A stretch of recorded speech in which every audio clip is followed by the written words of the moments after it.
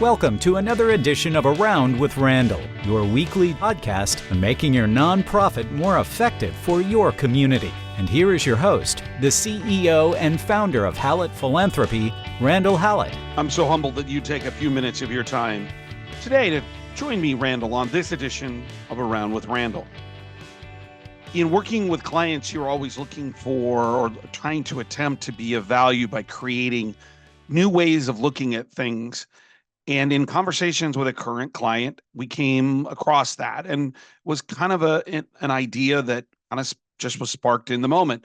But it was profound enough where I thought I would talk a little bit about it here that might be helpful to you. And that's the idea of a different way of looking at moves management meetings. Today, what we want to talk about is there a different way of highlighting or emphasizing something that's more important than just the basics of what we think about? So if we want to talk about that, let's go back and let's talk about, for those maybe who don't have the normal environment where a moves management meeting is used, let's talk about what they are and what their advantages are. All we're talking about is gift officers, and I use that in a very generic term: annual giving, major gift, planned giving, whomever is building relationships with community members. Having a normal, regular meeting, could be every week, could be every other week, but there is a normal meeting where you are gathering as a group. I would prefer to keep it at an hour or less because you can get sucked into a lot of different things. But I would also say if your staff's larger, sometimes you may have multiple, so you group them, or by maybe area of responsibility or by the level at which they serve, depending just on size and scope. All this to say is there's a lot of different ways that you get the people together, but the key is that it's a regular meeting. Every week for 30 minutes, every 2 weeks for an hour, every month for an hour and a half. A lot of different variants that go along with this. So as we think about this, what is the value of having these gatherings of gift officers? And then we'll talk a little bit about what's in them. And finally, the tactical today: what are we trying to actually accomplish and what we can do to change that? Number one is that they create a level of accountability.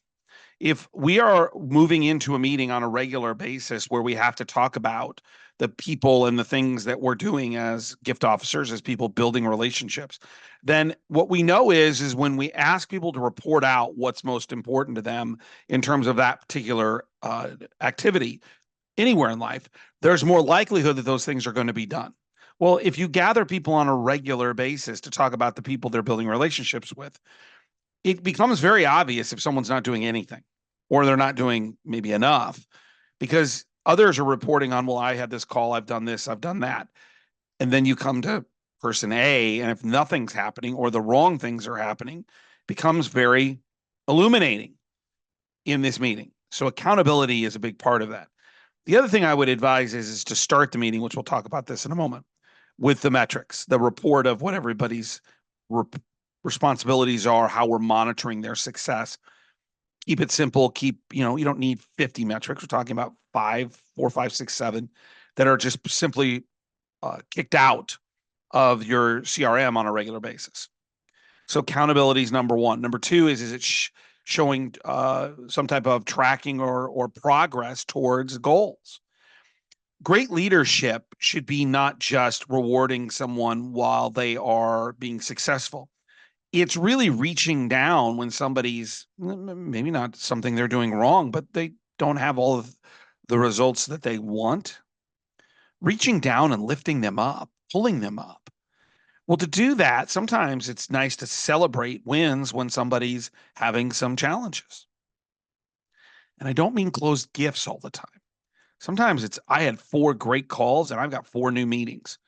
Let's celebrate that. So really tracking and building progress towards success. Number 3 is that it identifies roadblocks, i.e., what are you hearing that I'm hearing? So if you're in a community that's maybe a little bit smaller and you're talking on a regular basis, you've got maybe 1, 2, 3 gift officers. Well, if it's a bad farm year and it's a small rural community, you'll hear that. What does that mean? So what you're able to do is pull all of these roadblocks together. Are they real? Are they just kind of made up? Are we pushing through some of the challenges that we should do and work through on a regular basis? Number 4 is that we get to share best practices. What I did that really worked, maybe you could steal it. I love the acronym for the Council for Advancement of CASE, Council for the Advancement of Supportive Education. And really what it means is, what they claim is copy and steal everything. Most everything we do is not original. There was somebody who did it before. How do we share share that knowledge? Well, a moves management meeting is a great way to do it. I changed what I said on the phone, or I've changed my direction in this, which is what we're going to recommend here in a minute. And that's helped us, or helped me, get through some of the trials and tribulations of building deeper, more meaningful relationships. The last thing is that it really is illuminating when it comes to improving donor relations. And I mean that in donor relationships. And this is going to start pivoting us towards where we want to go.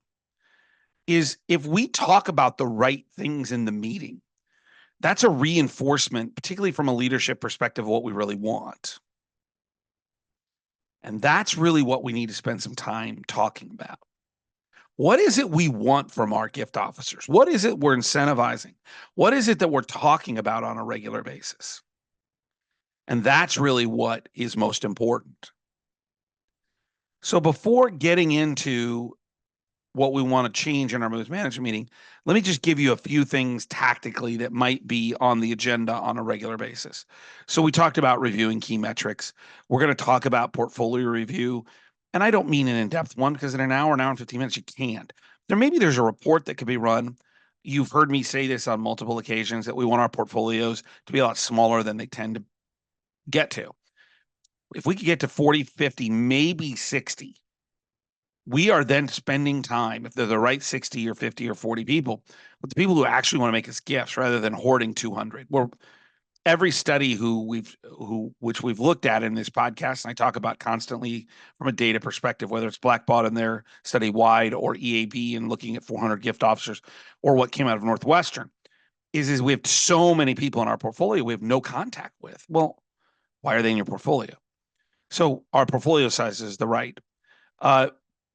Getting some help on individual challenges.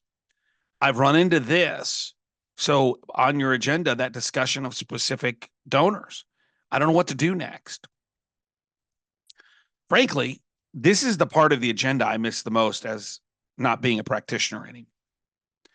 It's the creative ability to figure out, how do you help someone get to where they want to go? And I'm not talking about the gift officer, I'm talking about the donor. I have a number of clients that I feel so privileged to be supporting. But what's interesting is, it's a part of what we're doing in 3 or 4 cases, is I'm actually supporting them with donor contact, donor relations, donor conversations, i.e. they have me in the meetings. And a client recently was very kind to say this, but that my conversation with them literally took their gift from X to X times 6. Based on some things that we talked about. I'm not sure I totally agree with that, to be honest. But I think that I miss that in, how do you help others build more meaningful relationships based on the fact pattern that they bring? So part of that is, hey, here's my challenge and situation, difficult or specific donors or situations. And then lastly is this conversation around, what are we doing next with these donors? And that's where we want to land today. How do we change our moves management meetings?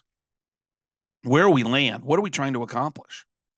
And then circle back to, what does this mean for actually supporting the long-term basis of deeper, more meaningful relationships? So we've covered kind of the big picture of why, maybe some just high level tactical, hey, here's what the agenda might look like. There could be more detail, but you get the sense. So what is this change that have begun advocating that came out of client conversations? Well, I've been really, over the last year and a half, probably 2, really challenging clients, and through the podcast, if you listen on a regular basis, on thinking about how we build relationships more meaningfully. The idea of us trying to figure out how we get to larger gifts comes from the exact conversation around, do we really know our donors? are we more transformational?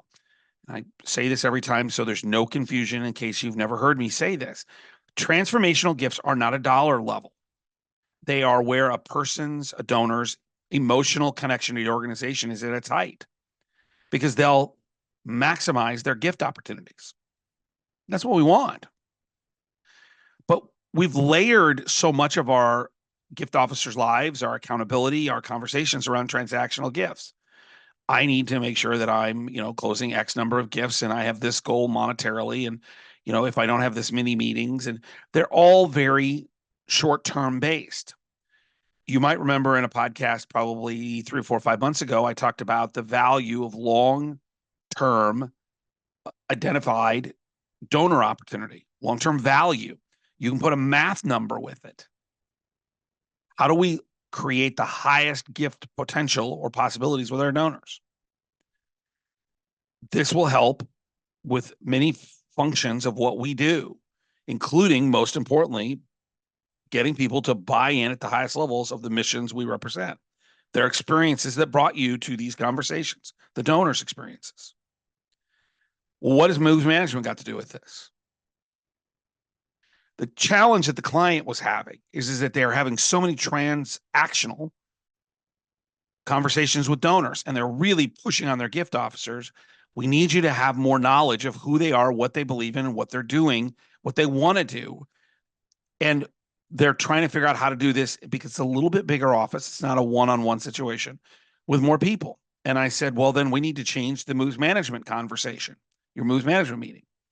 And the person who oversees all the gift officers says, what do you mean? And I said, well, what happens if we just said, you're not allowed to come into this meeting and or ask for money until you can tell me what their passion is?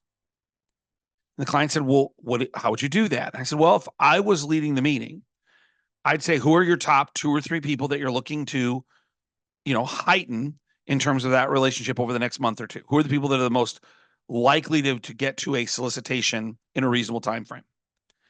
And they identify those people. And I say, you're not allowed to ask them, and you have to come into this meeting and look at all of your colleagues and talk about them, but not talk about the transactional gift. But you have to ask them, and you have to report here what their passion is. What is it they most want to accomplish?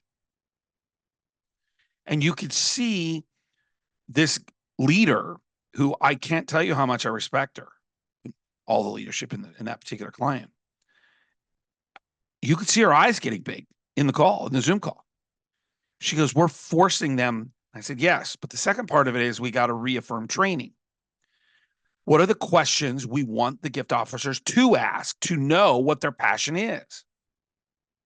But you can create a tactical advantage in pushing people to deepen those relationships by, in this moves management meeting, saying, you've got 3 people, you physically can't ask them till you look me in the eye or look your colleagues in the eye and say, here's what they want to do with their philanthropy.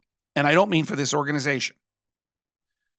And then for those that are struggling, let's talk about how we educate them. So let's talk about the education piece for just a second. I talk about this in several podcasts and the trainings, whether it's the multi-steps of the moves management process or the different, donor cycle parts back in the podcast in the 30s. In the 180s, in particular, I talk about it maybe 185, 186 on when you talk about cultivation. How do you ask specific questions? What are you keeping in mind to get to those passions? If you want more details, go back and listen. But the highlight of it is very simple. You start asking them questions about them. What's most important to you? What are you looking to accomplish? What makes you the most joyful when you give? Where do you find the greatest joy in terms of an organization that you give to?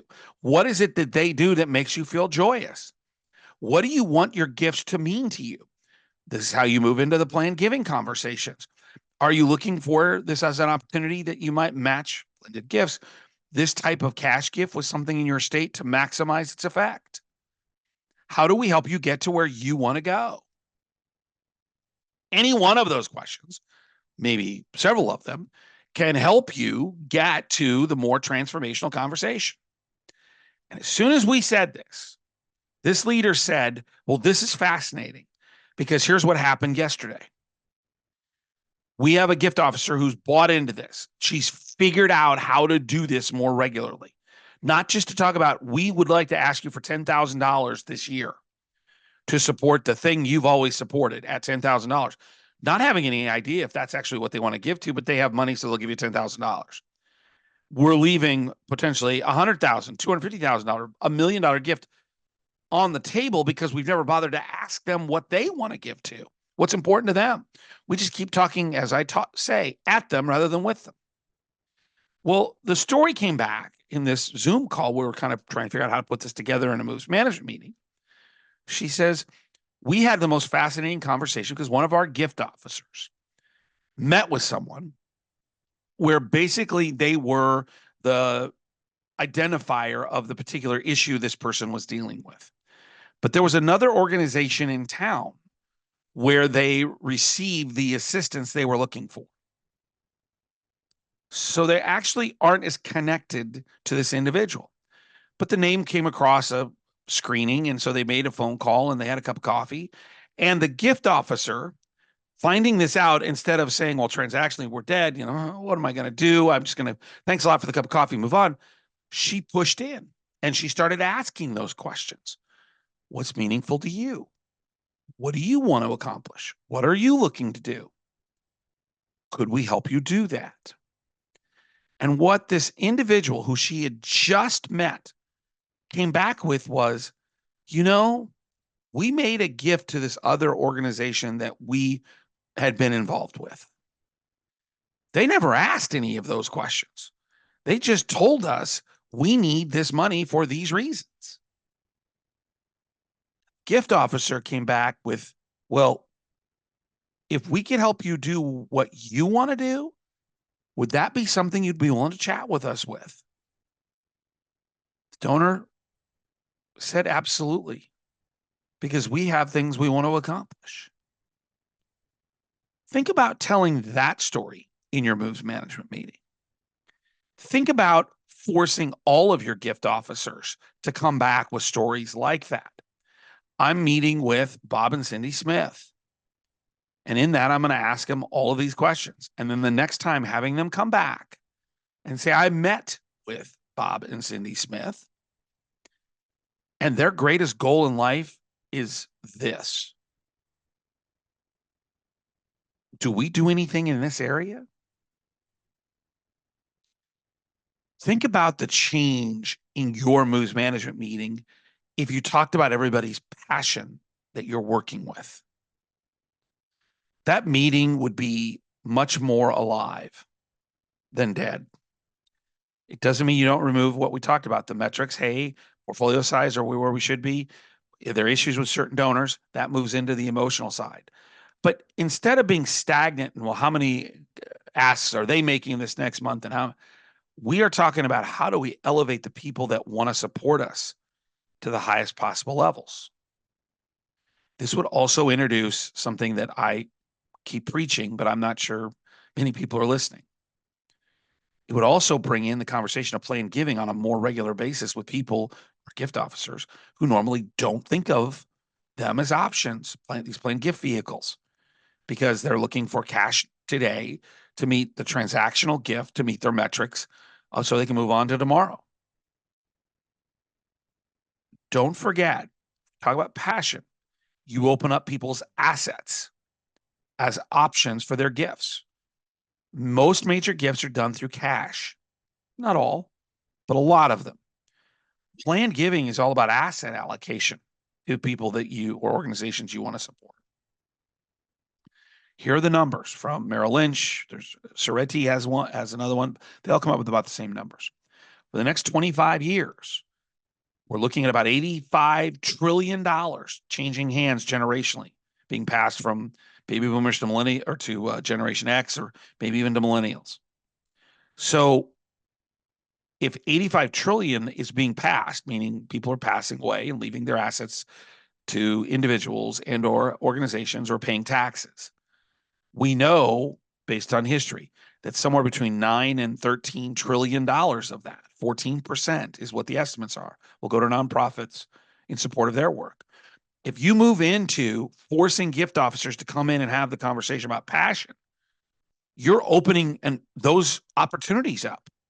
Because if you get to someone's heart and their passion, and you hopefully help gift officers understand why that's important, you'll open up those assets. Now, it's delayed gratification. You may not get the gift today, but boy, that's where the money's at, particularly as we've seen inflation push up. Gifts through cash are made as disposable income. We have less of that because of inflationary pressures.